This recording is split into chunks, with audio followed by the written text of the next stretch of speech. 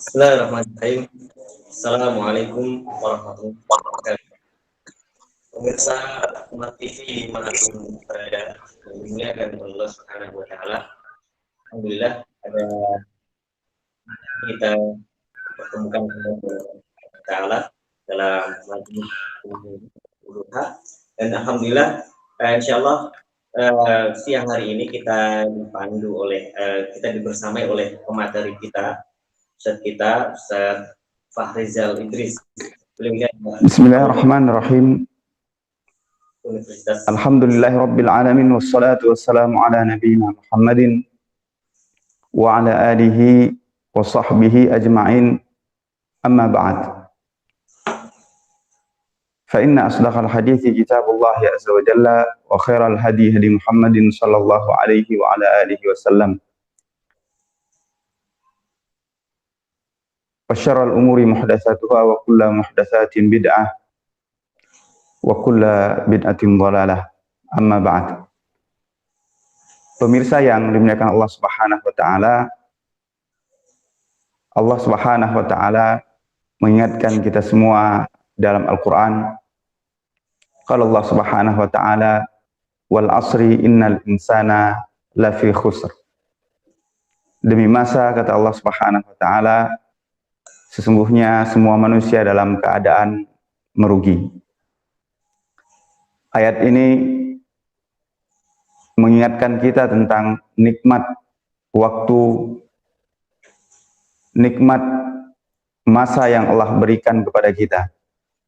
Dan tentunya pada kesempatan yang berbahagia ini, pada momen yang membahagiakan ini, kita sudah berada di satu bulan yang begitu istimewa, satu bulan yang begitu mulia di sisi Allah Subhanahu wa taala dari bulan-bulan yang lain.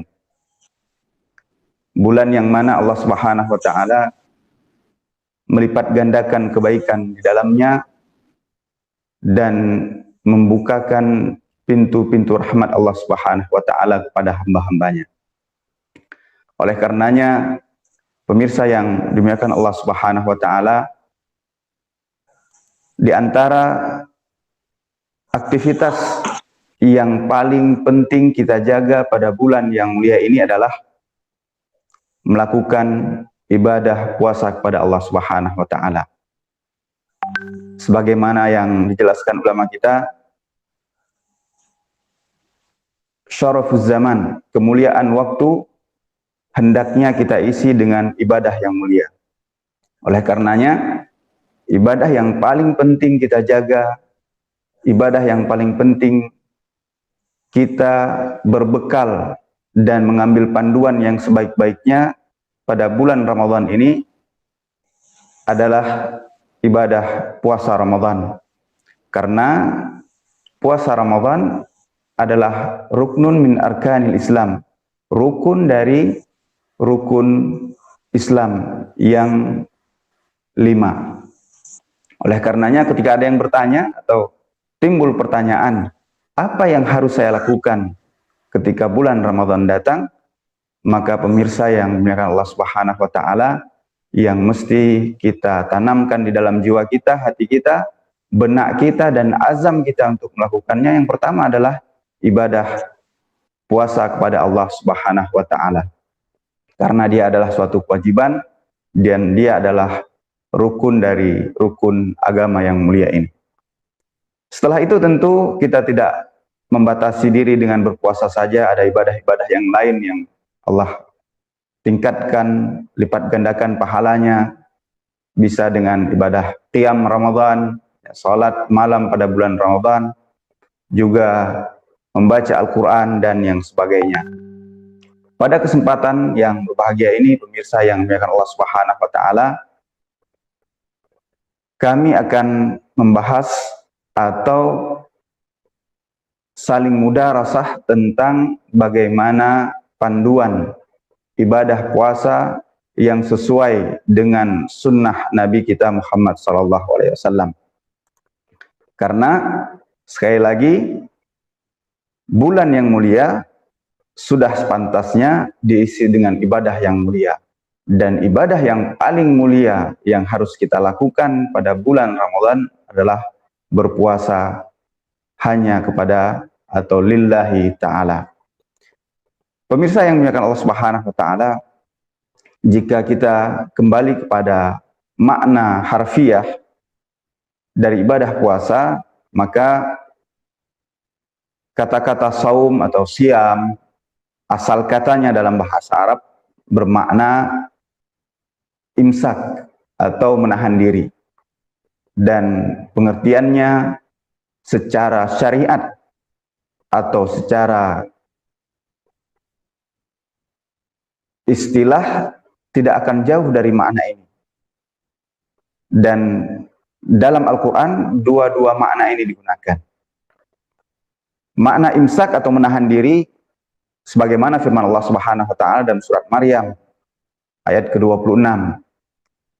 Ibu Nabi Isa alaihi salam pernah mengatakan kepada kaumnya ketika mereka mengajak beliau berdebat dan yang sejenisnya, Allah Subhanahu wa taala berfirman, "Fakuli washrabi wa qarri aina fa imma tarayinna minal bashari ahadan fakuli inni nazartu lirrahmani shauma." Allah perintahkan kepada ibunda Nabi Isa alaihi salam, Maryam, jika manusia melihat kamu, bertemu dengan kamu, maka katakanlah kepada mereka, sesungguhnya aku telah bernazar kepada Allah Subhanahu wa taala untuk berpuasa, imsak, menahan diri. Dan kemudian beliau menjelaskan makna sauma di sini, puasa di sini adalah aku tidak akan berbicara dengan seorang manusia pun pada hari ini. Ini makna hakikat dari puasa itu sendiri. Dan pemirsa yang dimuliakan Allah Subhanahu wa taala, makna secara syariat juga esensinya tidak jauh dari makna secara bahasa. Sedangkan makna atau definisi siam atau puasa secara terminologi atau syariat adalah ibadah mendekatkan diri kepada Allah Subhanahu wa taala dengan menahan diri dari makan dan minum dan segala hal yang membatalkan puasa dari terbitnya fajar yang shadiq sampai terbenamnya matahari. Ini maknanya secara terminologi. Artinya, pemirsa yang dimuliakan Allah Subhanahu wa taala, ketika seseorang muslim yang sudah wajib atau muslimah yang sudah wajib atasnya berpuasa, dia menahan diri dari makan dan minum dan hal yang membatalkan puasa dengan durasi dari terbitnya fajar hingga terbenam matahari, dia dikatakan sudah berpuasa dan sudah sah puasanya. Tentu ditambahkan dengan salah satu rukun yang disebutkan oleh ulama kita, yaitu dia meniatkan dalam hatinya pada hari tersebut yang tentu ulama kita menyebutkan bahwa diniatkan pada malam hari, bahwa esok harinya dia akan berpuasa. Jika seorang kemudian timbul pertanyaan, apakah dengan menahan diri dari makan dan minum dan hal-hal yang membatalkan puasa dengan durasi yang kita sebutkan tadi, pada malamnya dia meniatkannya, puasanya sudah sah, maka kita mengatakan sebagaimana disebutkan ulama kita bahwa puasanya sudah sah, sudah benar secara fikih. Kemudian pemirsa yang dimuliakan Allah Subhanahu wa taala, sebagaimana kaidah yang disebutkan ulama kita bahwa ibadah dalam Islam itu pada asalnya adalah haram, tidak boleh dilakukan kecuali ada dalil yang memerintahkan. Maka tentu ibadah puasa sangat banyak dalil-dalilnya. Ada firman Allah Subhanahu wa taala di dalam surat Al-Baqarah ayat 183. ketika Allah Subhanahu wa taala berfirman, "Ya ayyuhalladzina amanu kutiba alaikumusiyam kama kutiba alal ladzina min qablikum la'allakum tattaqun." Wahai orang-orang yang beriman, diwajibkan atas kalian, atas kamu berpuasa sebagaimana diwajibkan atas orang-orang sebelum kamu agar kamu bertakwa. Di sini jelas redaksi atau konteks atau teks ayat ini menyebutkan tentang kewajiban berpuasa. Sedangkan dari firman atau sabda Nabi SAW ada beberapa yang disebutkan ulama kita. Pada kesempatan ini saya sebutkan satu saja yang disebutkan oleh Al-Imam Bukhari rahimahullah ta'ala dari hadis yang sahih dari sahabat yang mulia Talhah ibn Ubaidillah, ketika seorang Arab Badui, Arab Badui suatu istilah untuk orang-orang Arab yang tidak tinggal di daerah perkotaan yang ada peradaban, akan tapi tinggal jauh nun di sana di padang pasir. Dia datang menemui Nabi SAW, bertanya tentang apa yang diwajibkan oleh Allah Subhanahu wa taala tentang salat. Kemudian Nabi menyebutkan salat yang 5 waktu. Ketika dia bertanya, apa yang telah Allah wajibkan buatku atau atasku tentang siam, maka beliau menjawab, puasa di bulan Ramadan, kecuali bila kamu mau menambah dengan puasa yang sunnah. Dalam lafaz atau teks hadis ini jelas orang itu mengatakan atau bertanya kepada Nabi SAW puasa yang wajib, dan Nabi mengatakan puasa bulan Ramadan, sedangkan yang selainnya adalah puasa sunnah. Tentu ada yang menyebabkan suatu puasa menjadi wajib, misalnya kata ulama kita ketika seorang bernazar, dan insya Allah akan kita sebutkan pada pembahasan yang lain. Satu hadis dan sebelumnya satu ayat Allah Subhanahu wa taala sudah cukup membuat kita bisa mengamalkan atau untuk terus berazam menyelesaikan puasa pada bulan yang mulia ini. Pemirsa yang dimuliakan Allah Subhanahu wa taala, satu dalil yang terakhir juga yang bisa kami sebutkan di sini bahwa kaum muslimin, ulamanya dan seluruh kaum muslimin secara umum juga berijma, berkonsensus, bersepakat tentang kewajiban ibadah puasa pada siang hari di bulan Ramadan.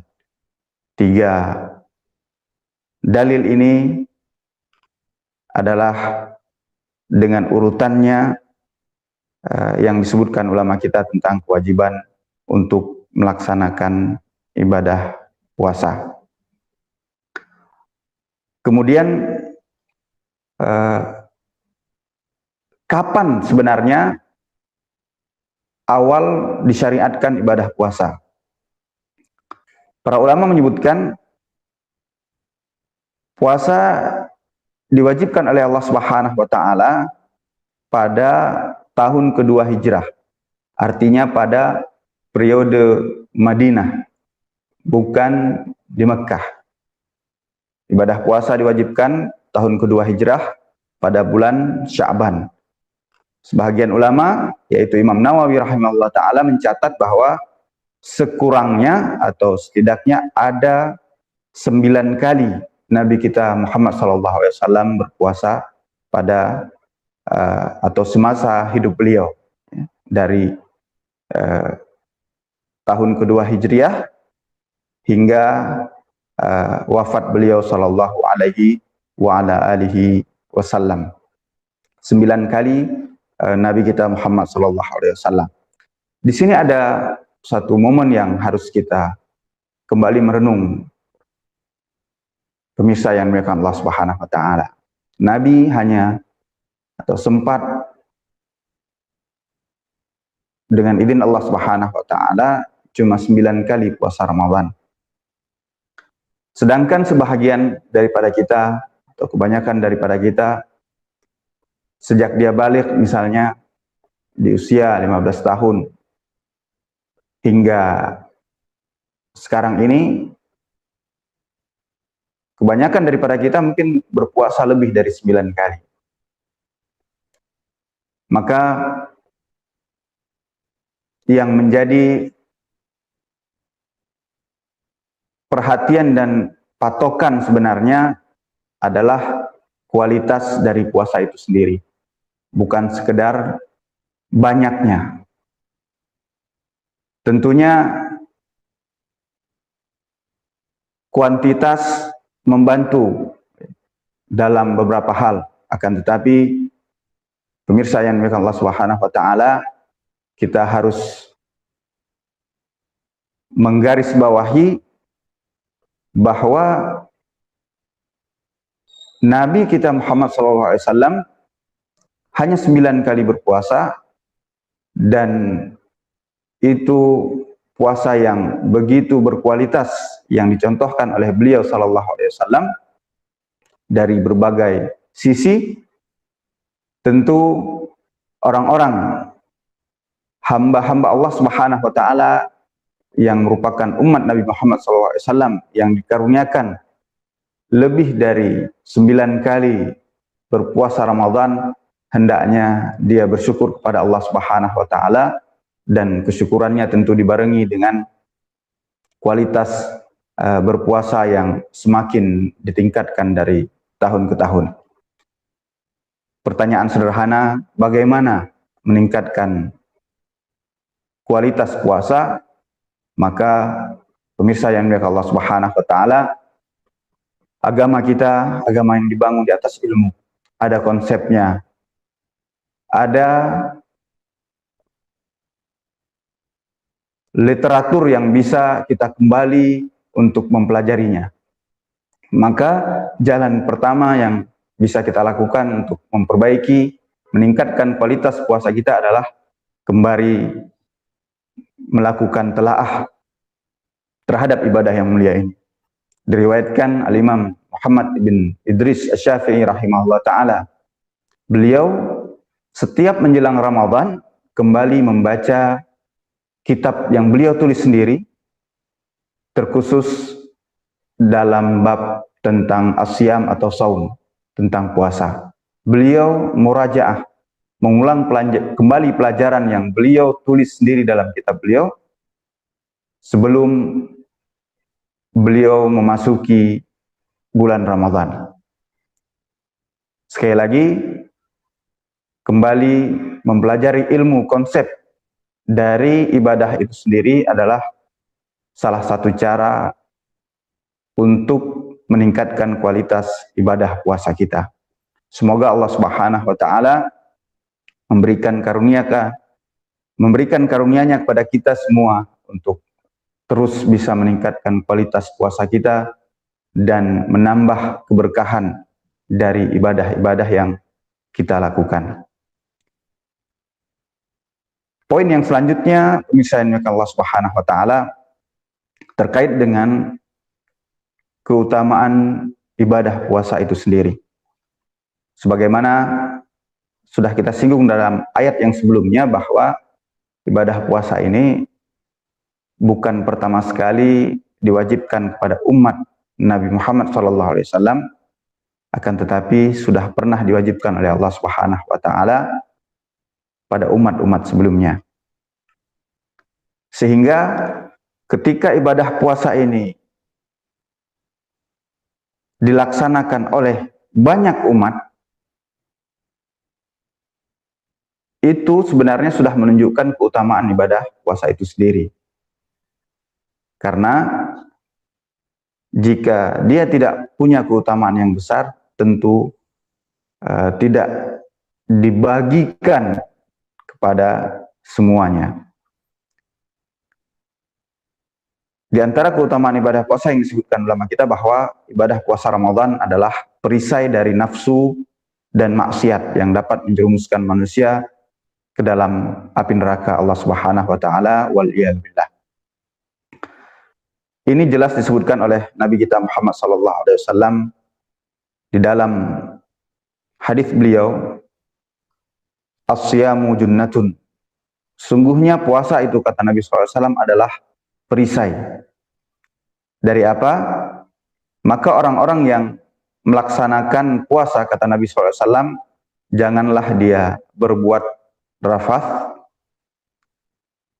mengatakan perkataan yang tidak baik, bercumbu rayu dengan istrinya yang pada hari-hari selain bulan Ramadan itu sebenarnya halal, maka itu dilarang.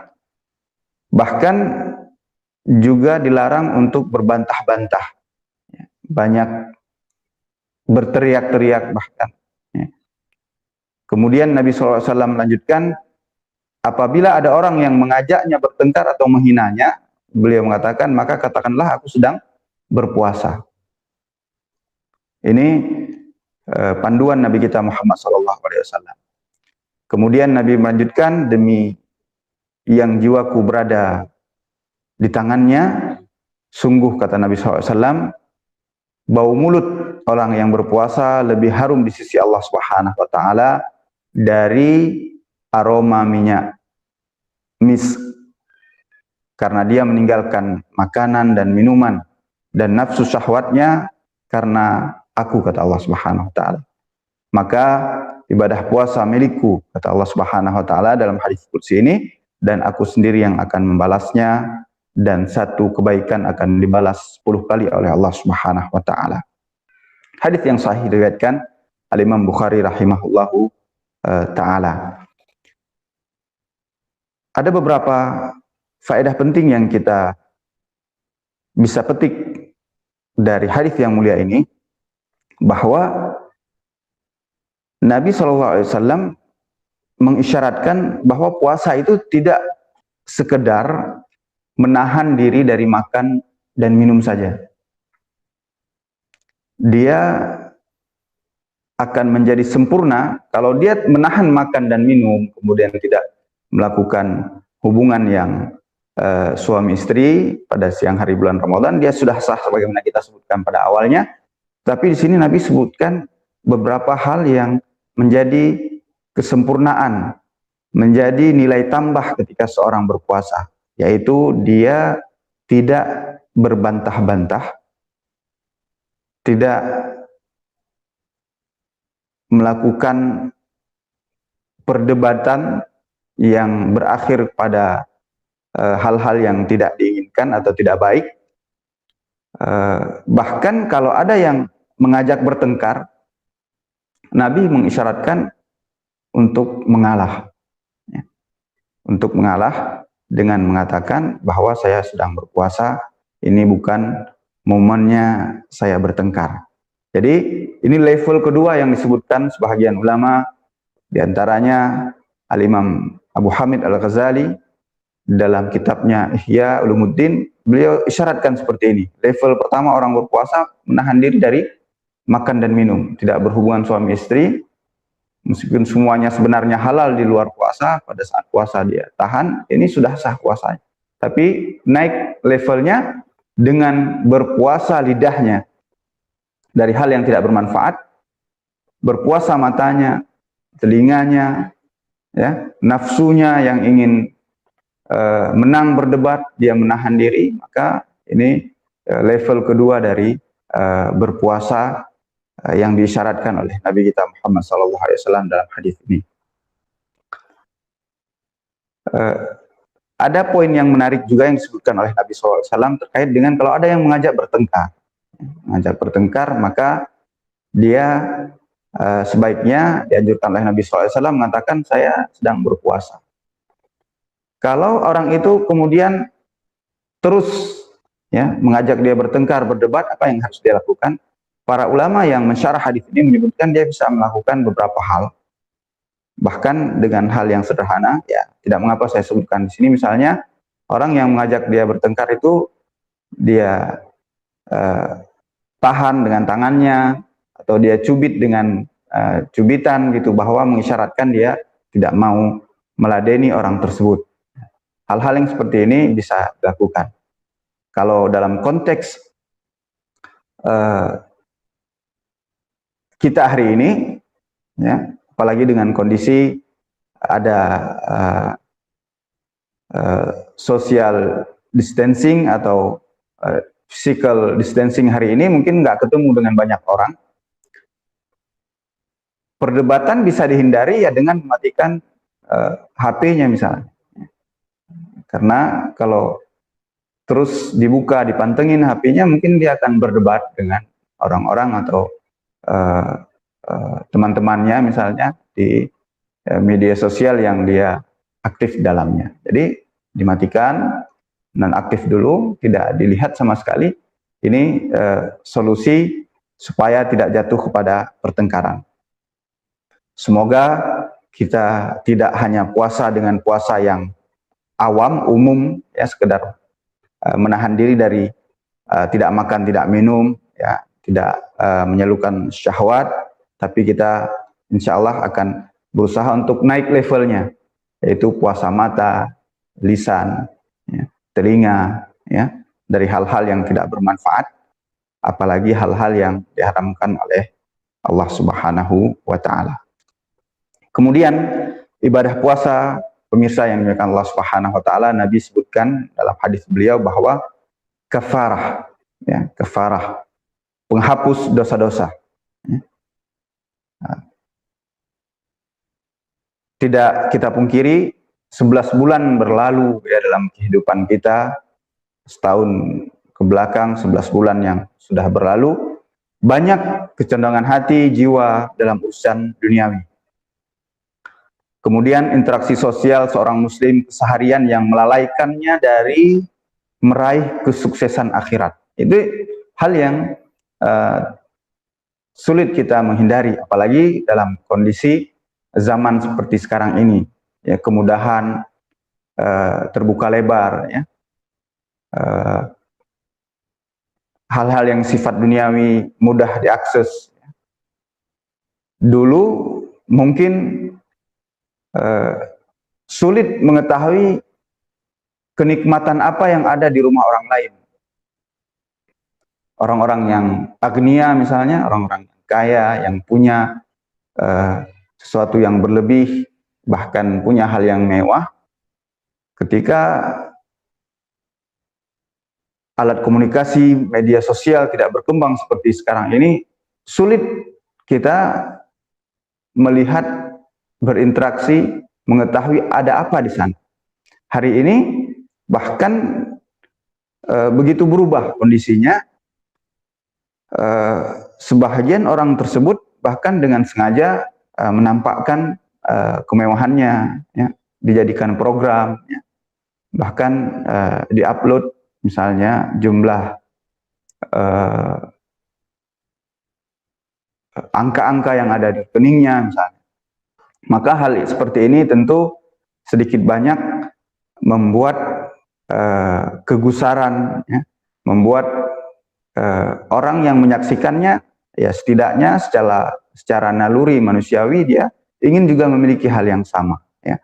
Maka jika dia menggapainya dengan cara yang halal tidak mengapa, akan tetapi jika kemudian benaknya, pemikirannya, hatinya tidak lagi khusyuk pada Allah Subhanahu wa Ta'ala, hanya ingin menggapai apa yang berhasil digapai oleh fulan dan allan, maka tidak kita pungkiri hal ini melalaikan seseorang, melalaikan jiwanya dari mengingat Allah Subhanahu wa Ta'ala. Maka hal-hal yang seperti ini, ya, yang melalaikan dari Allah Subhanahu wa Ta'ala dan meraih kesuksesan akhirat, bisa dibantu dengan melaksanakan ibadah puasa. Hudzaifah bin Yaman radhiyallahu ta'ala anhu pernah ditanya tentang fitnah, ya, cobaan, ya. Karena fitnah dalam teks Al-Quran atau hadis itu maknanya cobaan, ya, wabah itu juga fitnah, ya. Kemudian banyaknya kematian dan pembunuhan, peperangan itu juga fitnah. Beliau ditanya, maka ketika ditanya tentang fitnah, beliau mengatakan, Nabi pernah bersabda, fitnatur rajuli fi ahlihi wa malihi wa jarihi tukaffiruha as-salatu was-siyamu was-sadaqah. Fitnah seseorang terkait dengan keluarganya. Ada keluarga yang membantu seseorang mendekatkan dia ke jalan Allah Subhanahu wa taala. Tidak sedikit keluarga yang menjauhkan seseorang dari Allah Subhanahu wa taala. Hartanya, kata Nabi SAW, ini fitnah, cobaan bagi seseorang, melalaikannya dari mengingat Allah Subhanahu wa taala, lebih dekat kepada Allah Subhanahu wa taala. Fitnah tetangganya, ya. Ini interaksi dalam kehidupan dengan tetangga, juga terkadang melahirkan hal-hal yang tidak diinginkan, bahkan bisa melanggar syariat. Maka Nabi SAW menyebutkan di sini semua bisa dijadikan kafarahnya adalah salat, siam, dan sedekah. Tentu yang menjadi stressing kita di sini adalah puasa. Ya, puasa bisa menghapus semua fitnah, cobaan yang begitu kuat yang kita rasakan pada masa sekarang. Itu poin yang kedua terkait dengan keutamaan berpuasa, pemirsa yang dimuliakan Allah Subhanahu wa taala.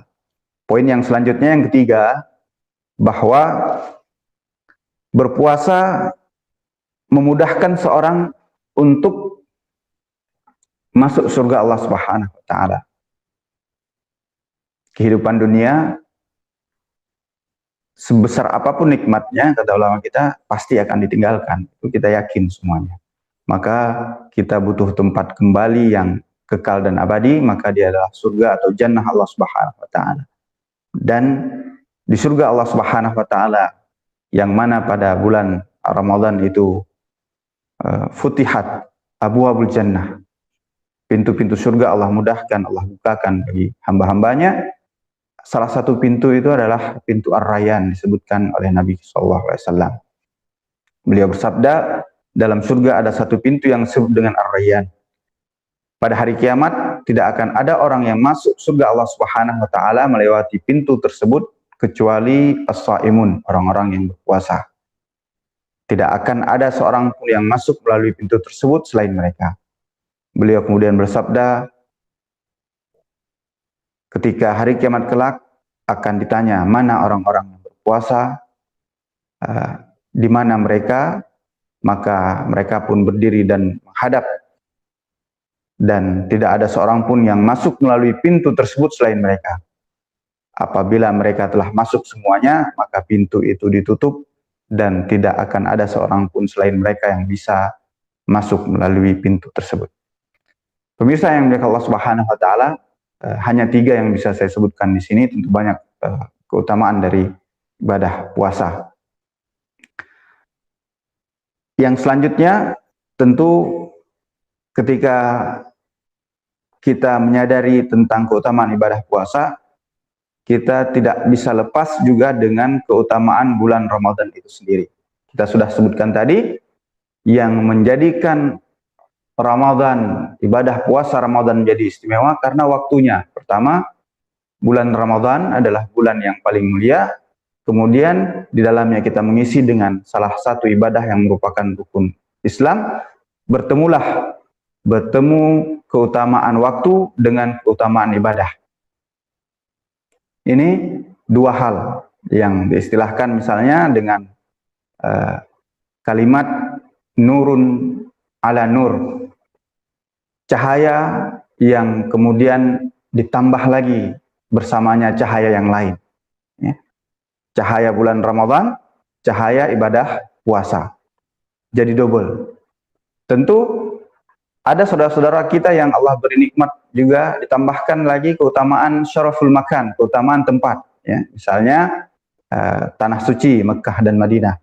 Kalau orang yang di sana tentu mereka punya 3 keutamaan. Keutamaan waktu bulan Ramadan, keutamaan ibadah puasa itu sendiri, ibadahnya. Yang ketiga adalah keutamaan dari tempat yang merupakan tanah suci atau tempat yang didekat Allah Subhanahu wa wa ta'ala. Tentu tidak semua mendapatkan nikmat tersebut, tapi setidaknya Allah sudah berikan kita dua keutamaan yang mudah-mudahan kita bisa maksimalkan. Di antara keutamaan bulan Ramadan, khusus pada bulan Ramadan, Nabi menyebutkan bahwa pintu surga itu dibuka oleh Allah Subhanahu wa taala. Ada beberapa makna yang disebutkan ulama kita tentang dibukanya pintu surga. Yang pertama, memang terbuka secara zahirnya seperti itu. Artinya, kata ulama kita, ini juga jadi dalil bahwa surga itu sudah ada. Neraka Allah Subhanahu wa taala sudah ada pada saat ini. Dan inilah akidah Ahlus Sunnah wal Jamaah.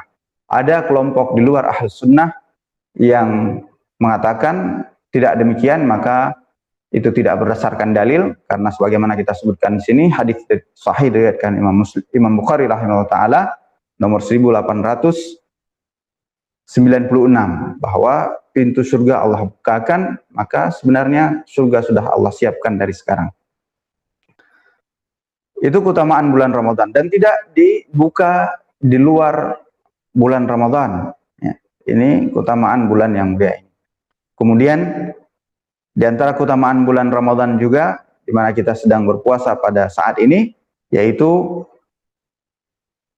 Nabi SAW bersabda, barang siapa menegakkan salat malam Lailatul Qadar, dan tentu kita pahami Lailatul Qadar itu ada pada bulan Ramadan, dengan penuh keimanan dan mengharapkan pahala dari Allah Subhanahu wa taala, akan diampunkan dosa-dosanya yang telah lalu.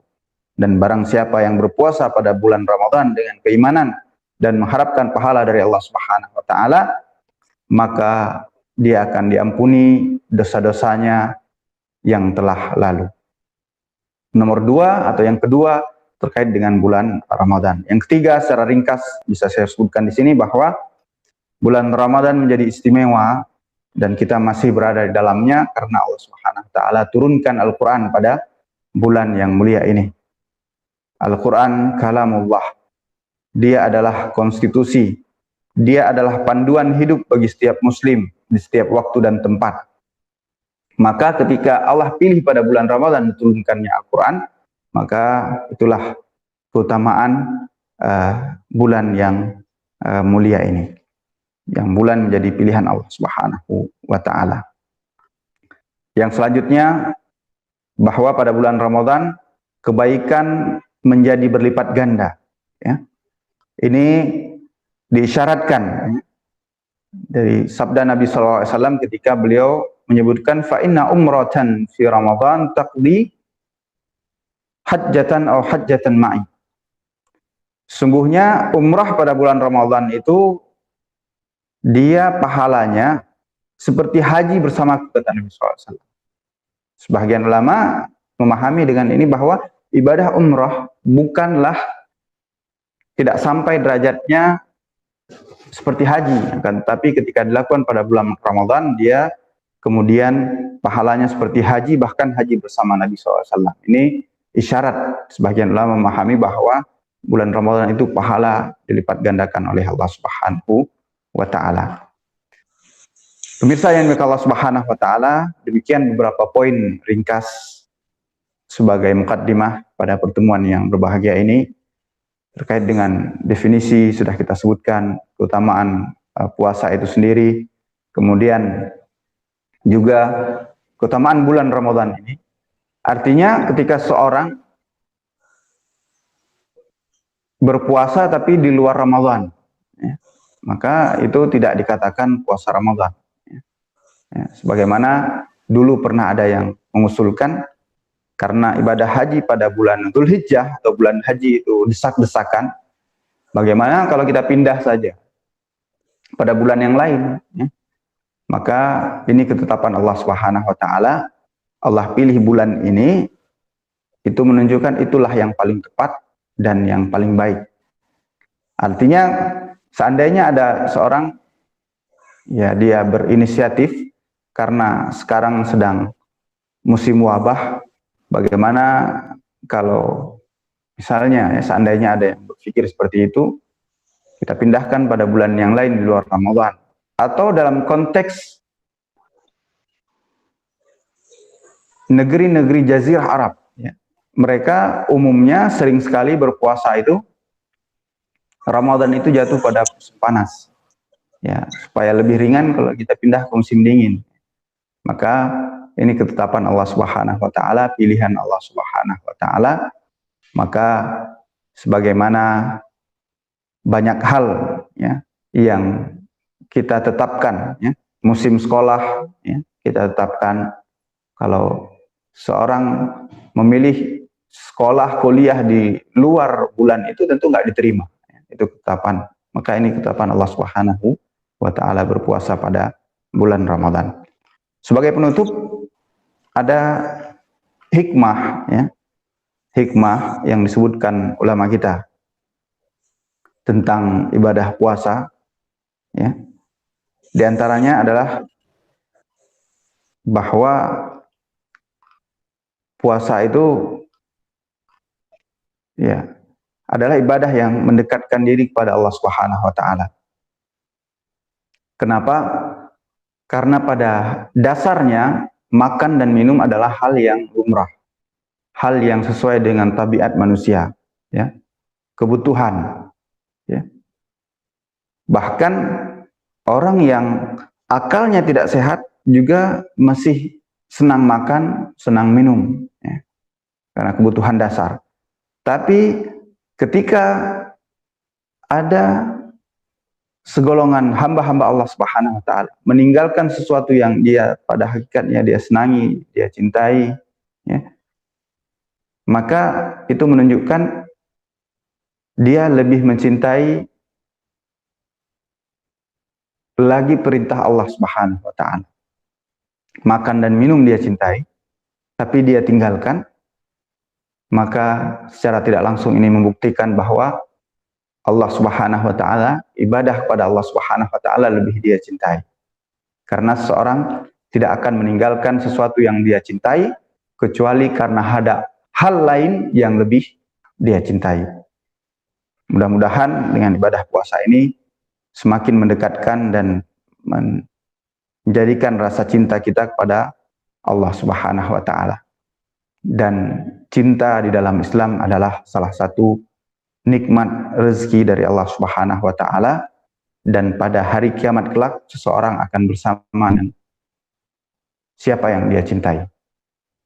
Anas bin Malik radhiyallahu taala anhu pernah mengatakan bahwa beliau punya amalan yang tidak seberapa. Ilmu juga tidak seberapa dibandingkan dengan Abu Bakar dan Umar. Akan tetapi ketika Nabi SAW bersabda, Al-mar'u ma'aman ahab. Sungguhnya seorang di hari kiamat kelak akan bersama orang-orang yang dia cintai. Maka Anas bin Malik begitu berbahagia. Dia berharap bisa bersama Abu Bakar, bersama Umar, tentu bersama Nabi SAW, dan tentu juga bisa bertemu dengan Allah Subhanahu wa taala di hari kiamat kelak dengan penuh keridhaan Allah Subhanahu wa taala, dengan modal yang begitu mulia, yaitu cinta kepada para sahabat, cinta kepada Nabi SAW, dan tentu di atas segala itu adalah cinta kepada Allah Subhanahu wa taala.